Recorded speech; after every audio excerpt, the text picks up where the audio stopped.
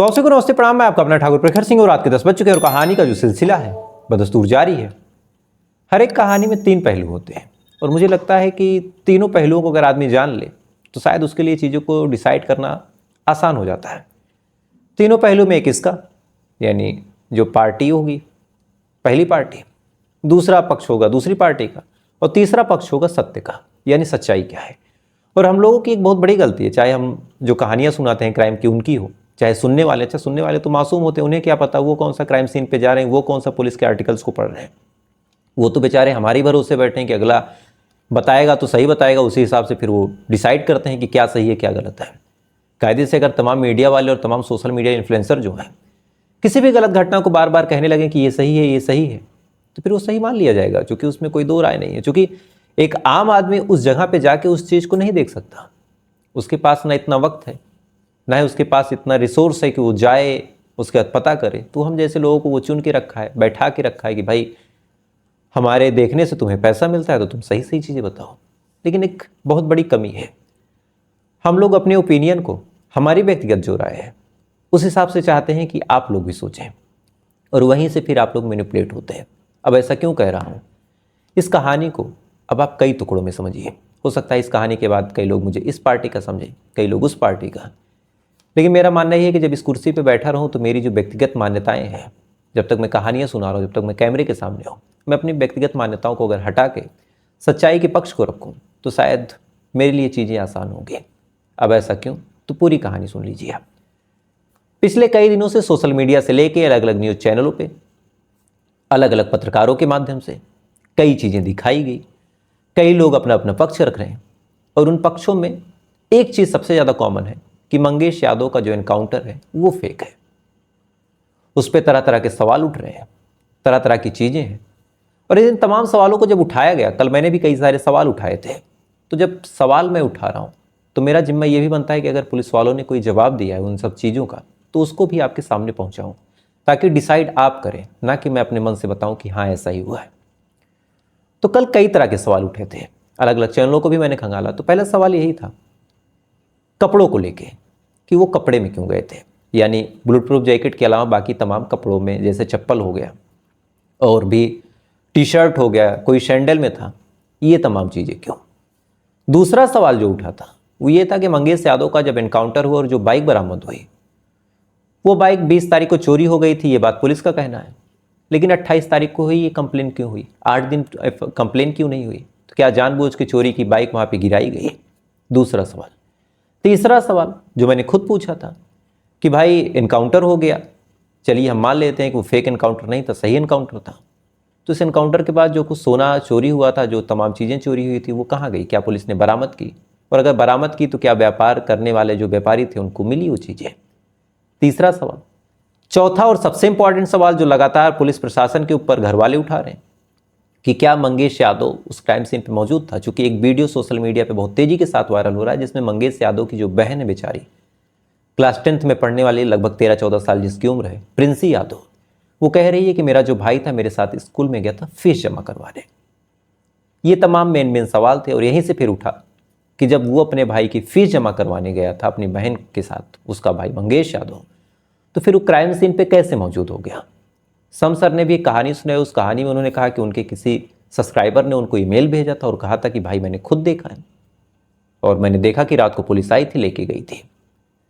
तो मेजर 4 सवाल हैं, उन चारों सवालों के जवाब जो पुलिस वालों ने दिए हैं और उनके जो सबूत दिखाए हैं, मुझे लगता है कि आपको मैं ट्रांसपेरेंट तरीके से दिखा दूँ। पहला सवाल जो प्रिंसी यादव ने उठाया, मरने वाले की जिसका एनकाउंटर हुआ मंगेश यादव की बहन ने। मंगेश यादव की बहन ने कहा ऑन द कैमरा मीडिया के सामने, आप तमाम न्यूज़ चैनल पे देख सकते हैं, कि मेरा जो भाई है कई दिनों से घर पे था, जब एनकाउंटर की बात हुई उस टाइम भी वो घर पे था, घर से पुलिस वाले उसको आते हैं, आने के बाद उठा के लेके जाते हैं, हम देखते रह गए, हमें लगा पूछताछ करके छोड़ देंगे। उसके बाद खबर आती है कि हमारे भाई का एनकाउंटर हो गया। अब एक 13-14 साल की लड़की जब भावुक होके कह रही है, आंखों में आंसू लिए कह रही है, तो हम सबका कलेजा फट गया कि यार एक बहन, मासूम सी बहन, उसने अपना इकलौता भाई खो दिया पुलिस की साजिश और पुलिस के रंजिश में। उसके बाद फिर यह सवाल उठा कि जब वो भाई अपनी बहन को लेकर वहाँ गया था तो क्राइम सीन पे कैसे। तो इसके जवाब में एक वीडियो वायरल हुआ और इस वीडियो को पहले आप देख लीजिए। यहाँ पे नहीं, यहाँ पे नहीं। यहाँ नहीं है। तुम्हारा नाम क्या है? हमारा नाम Prince Yadav. Prince Yadav. Prince Yadav. क्या लगती हो मंजेश के? उनकी बहन है। मंजेश कै बार जेल गए हैं? फिर 2 बार। 2 बार? कहाँ से? फिर जौनपुर से एक बार, एक बार सुल्तानपुर से। अच्छा, वो खा के मार के यहाँ शहर है। कितने दिन से गए हैं बाहर? अरे हो 2-3 महीने। 2-3 महीने से? हाँ हाँ सर, यहाँ पे नहीं। शादी हुआ है उसका? ना है साथ। कै लड़के हैं आपके? एक ही लड़का है। इस वीडियो में जो चीज़ें हो रही हैं, जो भी कुछ वीडियो अगर आप समझ गए होंगे तो समझ गए होंगे, जिनको नहीं समझ में आया होगा भाषा की वजह से, वो मैं आपको बता दूं। इस वीडियो में दिख रही जो लड़की है वो मंगेश यादव की बहन है प्रिंसी, जो महिला है वो मंगेश यादव की माँ है। दोनों से पुलिस वाले पूछताछ कर रहे हैं। पूछताछ में ये पूछ रहे हैं कि मंगेश कहाँ है। इस पे जो माँ और जो बहन है उन्होंने जवाब दिया है कि मंगेश तो यहाँ पे कई दिनों से है ही नहीं, मंगेश कई महीनों से कमाने गया है और कमाने खाने के चक्कर में बाहर है और घर पे नहीं आया है। अब ये बयान ऑन द मीडिया तो नहीं, लेकिन ऑन द कैमरा बहन ने और माँ ने इनकाउंटर होने से पहले दिया है कि जो मेरा भाई है वो बाहर गया है, बाहर कमा रहा है, घर पे नहीं है और कई महीनों से नहीं है। इनकाउंटर होने के बाद वही बहन, वही वीडियो, वही कैमरा, सब कुछ वही, अब कह रही है कि मेरा भाई कई दिनों से घर पे है और घर पे होने की वजह से वो मेरा फीस भी जमा करने गया था और फीस जमा करने के बाद वो घर पे ही था, तब उसे पुलिस उठा ले गई और पुलिस उठाने के बाद फिर उसका इनकाउंटर कर देती है। अब आप में से कई लोगों को लग रहा होगा कि ये जो वीडियो है वो फेक है, तो ध्यान से अगर आप देखिए तो उस वीडियो में महिला के पीछे कुछ पुलिस वाले टॉर्च जला जला के घर के अंदर आसपास देखने की कोशिश भी कर रहे हैं।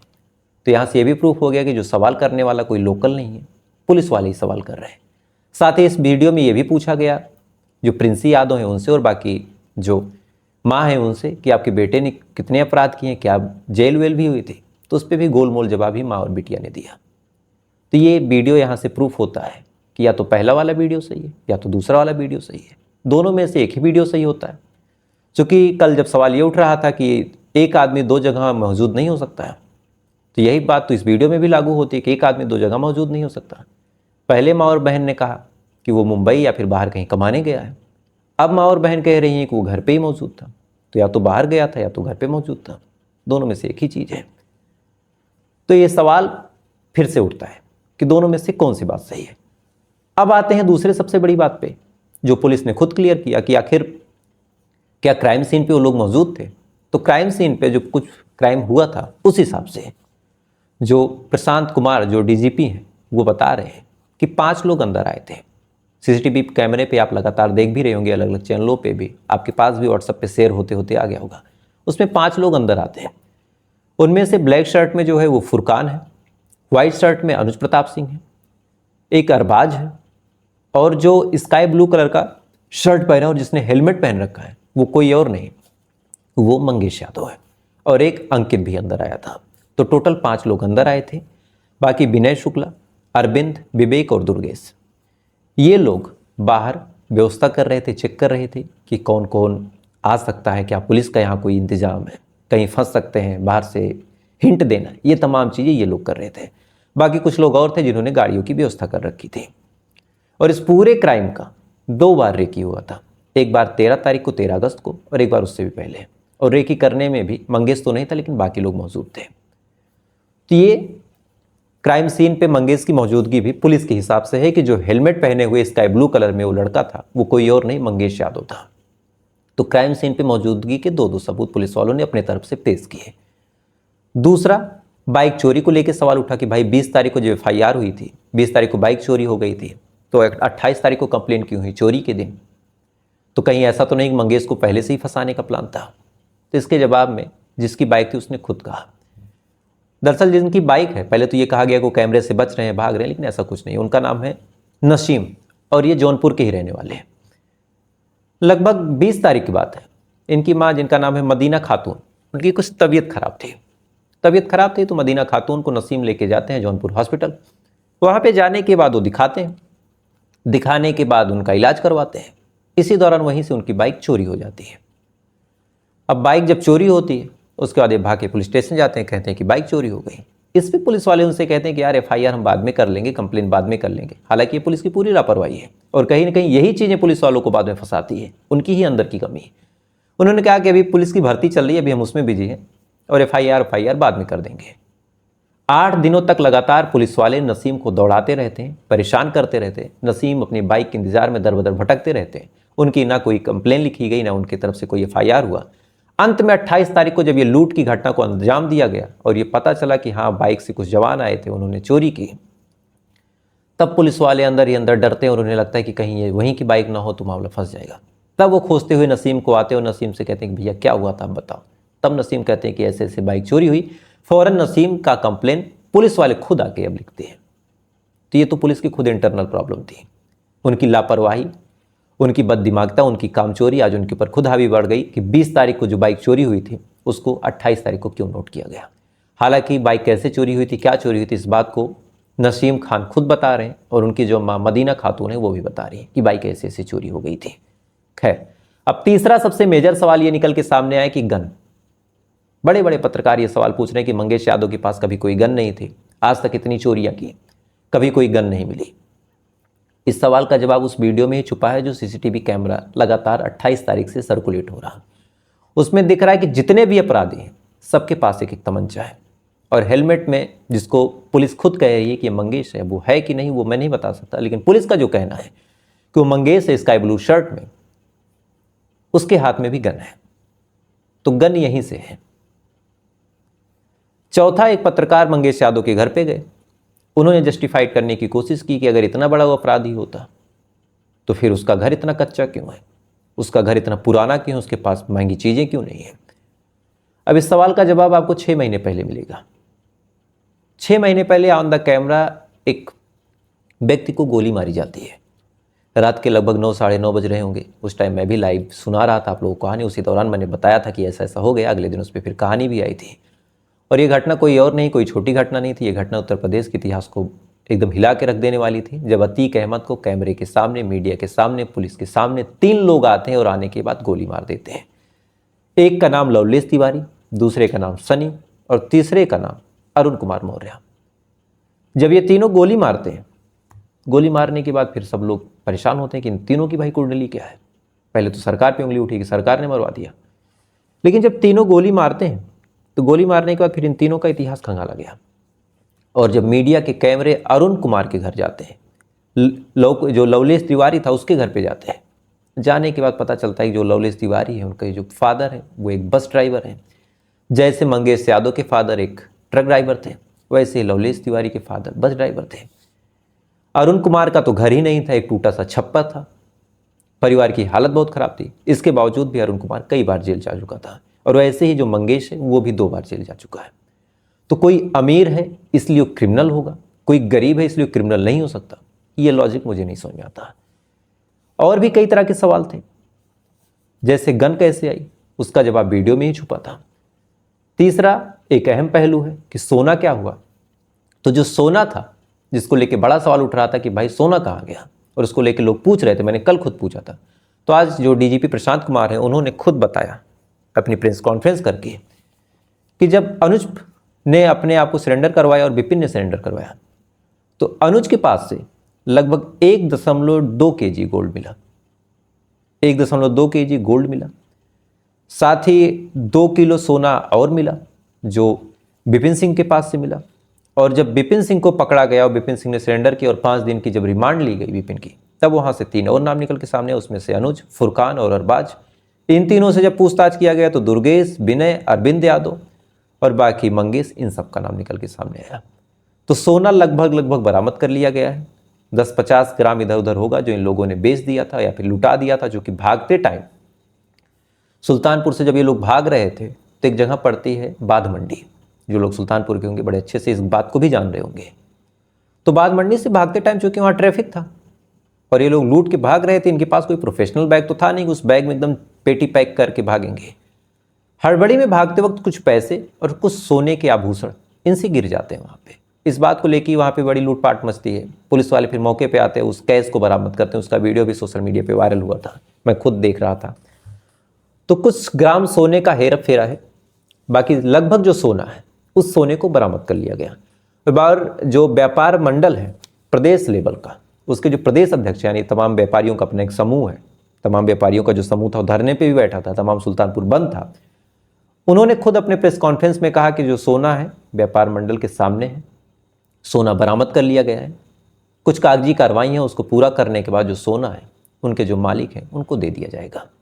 तो सोने की बरामदगी भी हो गई। अब बड़ा सवाल ये है कि क्या मंगेश यादव का कोई क्राइम रिकॉर्ड रहा है और क्या मंगेश यादव को फर्जी तरीके से मारा गया। तो 2-3 सवाल अभी हैं जो पुलिस वालों को घेर के रखे हुए हैं और शायद इन सवालों से निकलना पुलिस वालों के लिए आसान नहीं होगा। पहला सवाल कि जब वो एनकाउंटर करने जा रहे थे तो एनकाउंटर करते वक्त उन्होंने उस हिसाब से कपड़े क्यों नहीं पहने? क्या वो इतने बड़े जुनूनी थे? क्या जान को दांव पे लगाने का उन्हें शौक है कि मैं चप्पल में जाके दौड़ा के एनकाउंटर कर दूंगा? दूसरा सबसे बड़ा सवाल कि जिस गाड़ी से वो लोग भाग रहे थे यानी मंगेश था और एक और शख्स था, तो जो दूसरा शख्स भागा वो गया कहाँ? और गया तो अब तक वो पकड़ा क्यों नहीं गया? ये दूसरा सबसे बड़ा सवाल। तीसरा सवाल कि रात के पास अगर इनको इनपुट मिला था तो कहाँ से मिला था और उस इनपुट की जेन्युइनिटी का सोर्स है, क्या जेन्युइन इनपुट था या फिर फेक था? ये बड़ा सवाल है। तो ये 2-4 सवाल ऐसे हैं जिससे पुलिस वाले अभी भी घिरे हुए हैं, लेकिन लगभग चीज़ों को उन्होंने क्लियर किया। और एक और सवाल जो बीच में उठ रहा था, मैंने खुद पूछा कि भाई रात के 3 बजे किस व्यापारी को सोना बेचने गए थे ये लोग? तो उसके जवाब में भी पुलिस वालों ने कहा कि क्या किसी दुकान पर जाके सोना बेचते या फिर कोई कायदे का दुकान वाला सोना उनसे चोरी का खरीदता। ऐसी चीज़ों को रात में ही बेचा जाता, ऐसी चीज़ों को रात में ही आर पार किया जाता। कोई आता रात के अंधेरे में खरीद लेता, पिघला के ब्लैक मार्केट में बेच लेता। तो इसका जवाब इन्होंने ये दिया। तो आपकी क्या राय है? पुलिस के जवाब से आप कितने संतुष्ट हैं? और हालांकि मैंने शुरू से कहा कि मैं न इस पक्ष में रहना चाहता हूँ न उस पक्ष में, आप दोनों ही पक्ष वाले मुझे आज पता है कि अच्छी अच्छी बातें बोलेंगे, हालांकि ये सब चीज़ें होती रहती हैं, लेकिन आपसे भी ये अनुरोध है कि सच्चाई के साथ रहिए। वो एनकाउंटर फेक हो तो सरकार गिरा दीजिए, एनकाउंटर अगर असली हो, जो आरोपी था वो सच में आरोपी था, तो पुलिस की आप पीठ थपथपाइए। गलत है तो गलत कहिए, सही है तो सही कहिए। कोई गलत ही है ये बात मान के ना बैठिए और वो अपराधी ही था ये बात भी मत मान के बैठिए। सच सामने आइए, आने दीजिए, तमाम सबूत आने दीजिए, उसके बाद आप अपने विवेक से सोचिए। खैर, आपकी क्या राय है कमेंट कीजिएगा और साथ ही ऐसी कहानियों के लिए आप मुझे फॉलो कर सकते हैं। तो आपसे फिर कल मुलाकात होगी किसी दूसरी कहानी के साथ। अब तक अच्छे रहिए, खुश रहिए, अपना ख्याल रखिए, अपने देश का ख्याल रखिए। जय हिंद, वंदे मातरम।